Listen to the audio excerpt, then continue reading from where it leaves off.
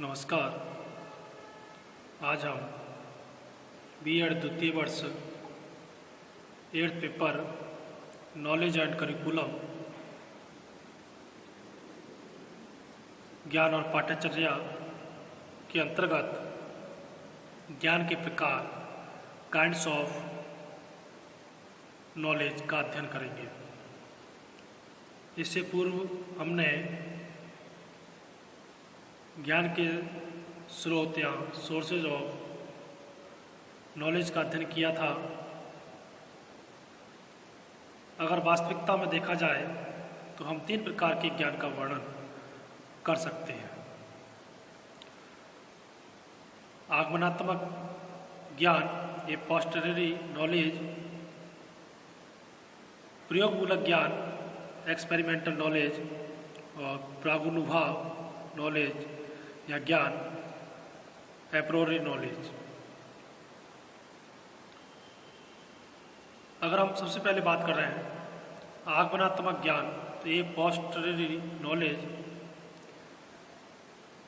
तो इस प्रकार का ज्ञान हमारे अनुभव और निरीक्षण,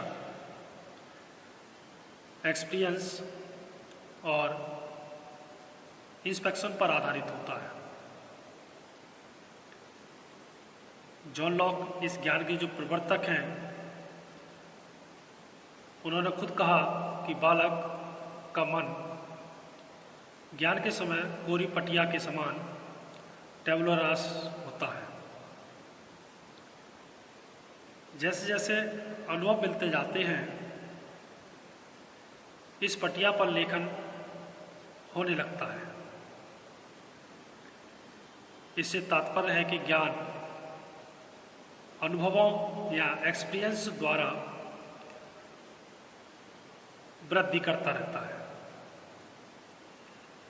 शिक्षा में इस प्रकार के ज्ञान के प्रवर्तक कहते हैं कि सीखने के लिए समग्र अनुभव, होल एक्सपीरियंस प्रदान करने चाहिए। इस प्रकार के ज्ञान में अलौकिक का कोई स्थान नहीं है। तो आगमनात्मक ज्ञान में संपूर्ण ज्ञान अनुभव और निरीक्षण पर आधारित होता है और समग्र अनुभव प्रदान जब हम सीखने के लिए लगा देते हैं तो सीखना बहुत प्रभावी होता है और अधिक समय के लिए स्थायी होता है। तो ये था आगमनात्मक ज्ञान, ये पोस्टेरियरी नॉलेज। इससे आगे आता है दूसरे नंबर पर प्रयोगमूलक ज्ञान एक्सपेरिमेंटल नॉलेज। ज्ञान प्रयोग द्वारा प्राप्त होता है, एक्सपेरिमेंट द्वारा प्राप्त होता है, ऐसी प्रयोजनवादियों की धारणा है कि ज्ञान प्रयोग द्वारा प्राप्त होता है। जॉन डीवी का कहना है कि ज्ञान की प्रक्रिया एक प्रयास एवं सहन करने की प्रक्रिया है, एक प्रोसेस है ट्राइंग एंड अंडरगोइंग की।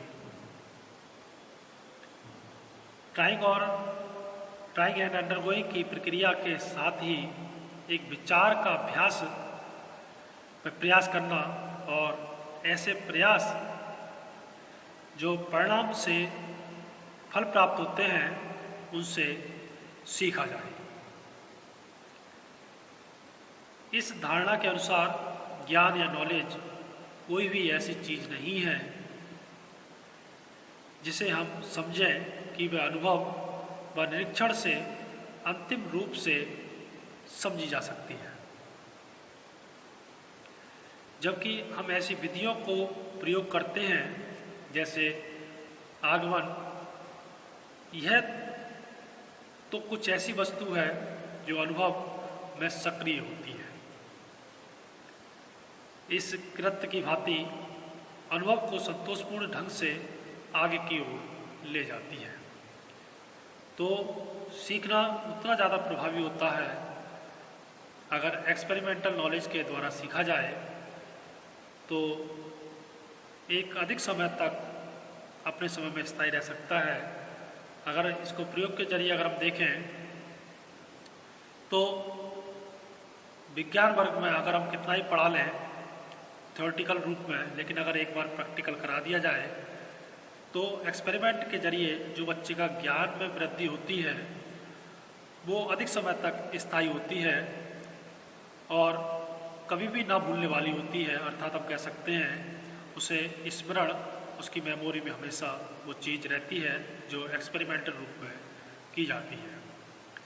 तो ये था प्रयोगमूलक ज्ञान, एक्सपेरिमेंटल नॉलेज। उसी क्रम में आगे हम बढ़ते हैं एप्रोरी नॉलेज, प्रागुर्भाव नॉलेज या ज्ञान। ज्ञान स्वयं प्रत्यक्ष की भांति समझा जाता है। Knowledge is self evident.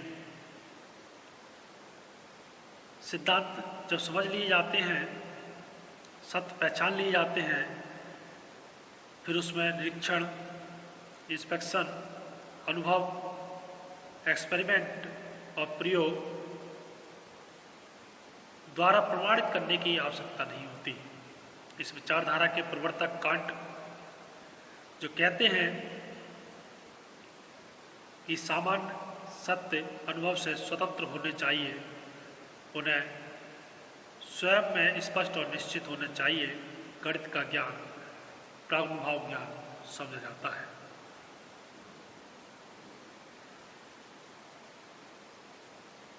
अब हम तीनों के आधार पर हम निकाल सकते हैं कि एक प्रकार का ज्ञान वह है जो अनुभव के बाद प्राप्त होता है, दूसरे प्रकार का वह है जो प्रयोग, निरीक्षण और अनुभव पर केंद्रित होता है, और तीसरे प्रकार का ज्ञान अनुभव से परे है। इस प्रकार के ज्ञान के संबंध में धारणा होती है कि अनुभव केवल तथ्य ही देता है, परंतु तथ्य किसी बात को सिद्ध नहीं करते। उनसे सत्य का ज्ञान उस समय तक नहीं हो सकता जब तक कि उसको संगठित ना किया जाए और वह संगठित किए जाते हैं। इस प्रकार तर्क या बुद्धि अनुभव को ज्ञान में परिवर्तित करता रहता है, किंतु कुछ सत्य को अनुभव से प्राप्त तथ्यों को कोई आवश्यकता नहीं होती, वह स्वयं स्पष्ट और स्वयं सिद्ध होता है। शिक्षण प्रदान करने में हमें इन तीनों प्रकार के ज्ञान का या इन तीनों प्रकार के ज्ञान को ध्यान में रखना चाहिए। विभिन्न विषयों का ज्ञान हमें अनुभव द्वारा प्राप्त होता है। गणित या तर्कशास्त्र का ज्ञान प्रागुर्भाविक प्रकार का ज्ञान है।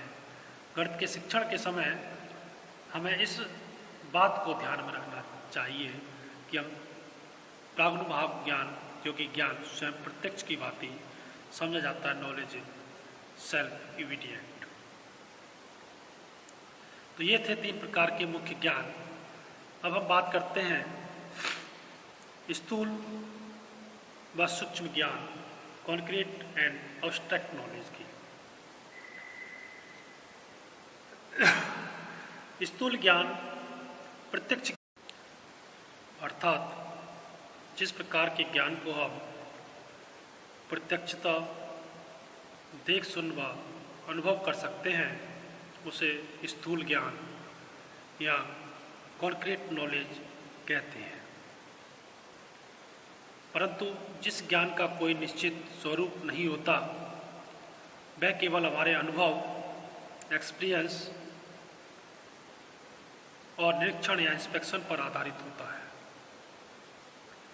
उसे सूक्ष्म ज्ञान कहा जाता है, एब्स्ट्रैक्ट नॉलेज कहा जाता है।